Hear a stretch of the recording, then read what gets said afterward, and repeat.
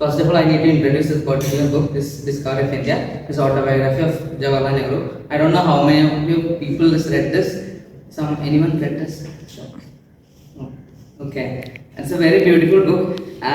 First, I want to tell the story of this particular book in this university. This last took is 13th October 2022. Okay, from 23rd March 2024 to almost 7 times this book is taken. That's by me. Okay, no one is every time I went to libraries with this book, it is there. So I don't know why the people are not taking this book. Okay, and coming back to the review, this review is actually Nehru is writing this book from when he was in jail for impeachment for the Quit India movement.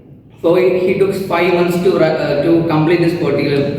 This book is start from the history of India, that includes from the ancient civilization, that is Indus Valley civilization. He was just portraying from Indus Valley civilization till he getting into the jail. Okay, in between, a brief history of India can be read from that particular book. That is the main agenda of the book. Actually, the Discovery of India itself names it Discovery of India. But some part, he's added some personal stuff. It's autobiography, right? So it's a culmination of personal life and Indian history. So once want to know the history of India, we can simply read, but it is some sort of bias because it's autobiography, right? Even I read that book in complete manner, it took me 2 months to complete this particular book. Okay, it's because of time frame. This book is comprised of 641 pages. When we looking at it's 1000 plus pages, not 1000 plus pages, 641 pages.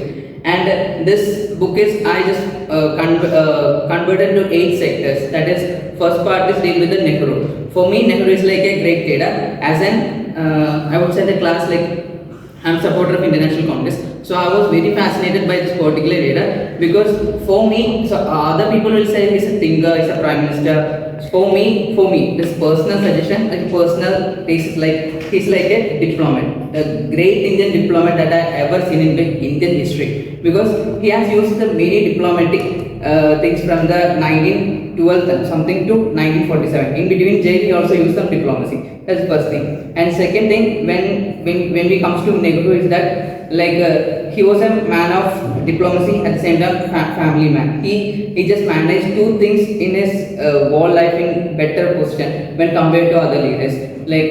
I can compare with the Gandhi. Gandhi is some sort of has taken break from the family, but Nehru is not that kind of person. He was balanced professional as well as personal life when India was in particular turmoil condition. That's the first thing when you have to come to Nehru. And second thing I need to tell about this. The strength and weakness of Discovery of India. The strength and weakness of Discovery of India is the one thing that in the whole book, I just hate one thing in this particular book, because Nehru was against the British Raj. That we know, British were exploited India and everything, that was fine. But he was favorable to Afghans.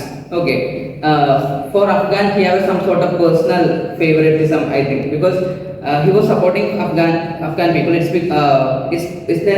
his personal thing. But for me, it's when Afghan intruded in India, there are so many things, the GS tax system and also forceful marriage system. This is also glorified in this autobiography. This is the one and only thing I just hate from this particular book, that I can make contradiction with that particular person.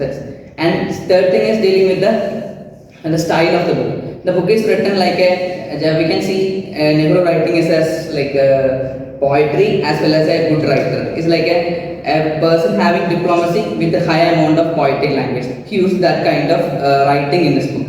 And other thing is he's just inculcated everything in the sense, without losing the essence and everything. He just added everything in Indian history. And the first 3 chapters of this book dealing with his personal thing. I don't know why he started the personal thing. It's because of first we look into that first 3 chapters, we feel okay, it is going to be story of Jawaharlal Nehru. It's not like that. After the first 3 chapters, he's just shifting to the 4th chapter to Indus Valley civilization. Then Indus Valley civilization, we feel we are just reading history. So okay, we just started to read history, and after the history, it will in the 9th chapter, it will again come from turns the book into Afghan period. Okay, and he glorifies this Afghan particular thing in brief manner.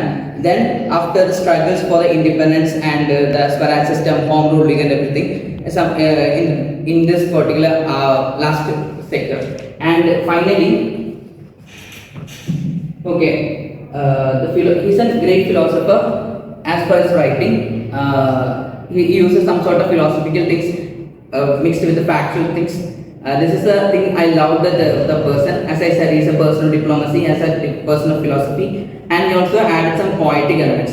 And overall, this book is like wonderful book if you want to know the history of India. If you want to know the tactics done by India to overthrow the British, such kind of things we can find. But the only thing I can disagree with this Afghan thing. This in the whole book, I felt this Afghan period like he was like too much polishing this Afghan people. That's a primary and like I would say it's a bad thing for me when I read this particular book. And he also was a reason for like while I was reading that I was feeling that not feeling it's a fact he was the reason for India to be like Pakistan was went out from the India. These are the two things I didn't like from this particular book. Apart from that, it's a great book that you, if you want to know the history of India and if you want to know about Nehru, you can directly feel that directly get the information about particular that book. And as I said, this book is only 641 pages. While we looking, it is very bulk. No, it is a good and genuine book regarding the Indian history as well as Indian freedom fighters and the brief history of modern India. That's it.